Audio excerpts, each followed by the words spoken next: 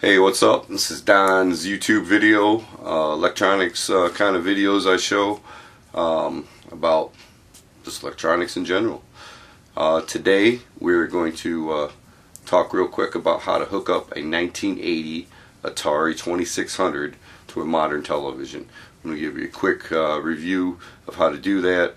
There's one part you need to go buy to replace another part that comes with the Atari, and I'm going to show you that real quick. And we're going to hook it up to this flat screen behind us and give you a quick demo. First off, the Atari 2600. This is a 1980 wood grain 4-switcher. Came out in 1980, spring of 1980. Very popular game. Was about $200 actually back then. Wasn't cheap to own one of these. And if you had one on your neighborhood, you were a popular kid, you know. Me, my friends, my brother, we all played this back in the day when we were young teenagers, and it was an awesome console to have. So I'm glad all these years later, 30 years later, I have one of these now. But back then, you got to remember, most of our TVs we had in our house were either a dial or had the screws on the back to hook up video gaming devices, which was pretty much this.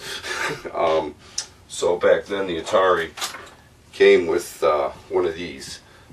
This was to take your signal from the Atari into here, and it had the screws or the terminals to put for the screws on the back of the television, either UHF or VHF screws. Nowadays televisions, we don't have screws anymore. We do, however, still have coaxial inputs on the back of televisions for your cable box or satellite box or something like that. So instead of using one of these, we had the old switch in the front. We don't need these anymore. Nowadays we can buy, I'll get you a close look up of that. This is from Radio Shack. They're about $5 or so. It is a RCA input and to convert into a coaxial input. The Atari back then came with an RCA output cord for its video, and it also carried mono audio signal. So instead of having the old box, we just simply take our plug it into the RCA input on one side, and now we have a coaxial input which will carry video and audio signal to our brand new television.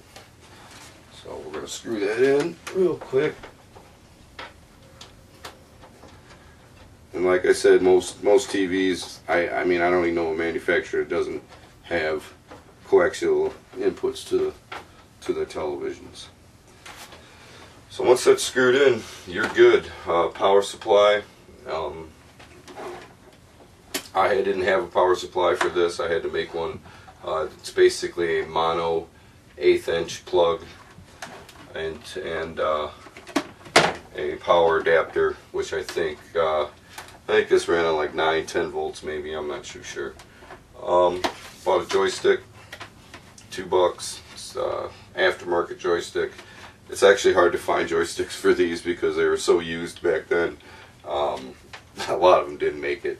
You still can't find one. I happened to find one time. I brought it home and the thing didn't work, so I took it back. I got this aftermarket one, and that's it, man. You're ready to go. So we're going to turn the TV on here, and today's, like I said, you can buy games for $1. You know, ones that are kind of rare. I know there's a Star Wars game out there that might cost you like $20. It's kind of rare. This game, Defender, everybody knows it. This was copyright 1981. So 30 years of technology difference here, and we'll see what happens.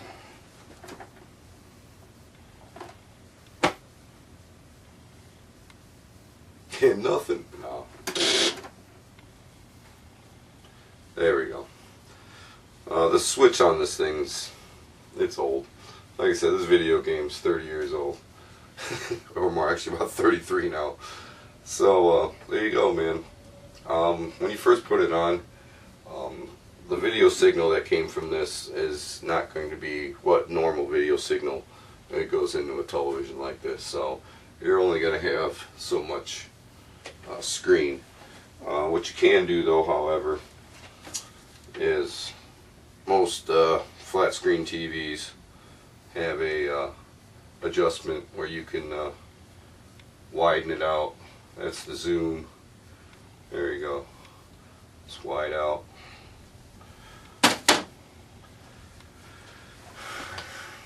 And you can game your set like this back in the day.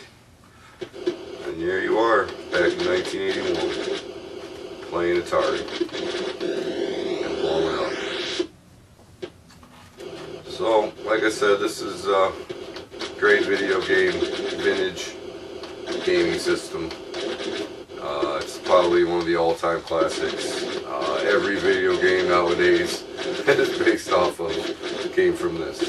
So you can thank the Atari 2600, all you gamers out there, with your Black Ops, PlayStation 4. This is where it comes from. And to me, it's still the best.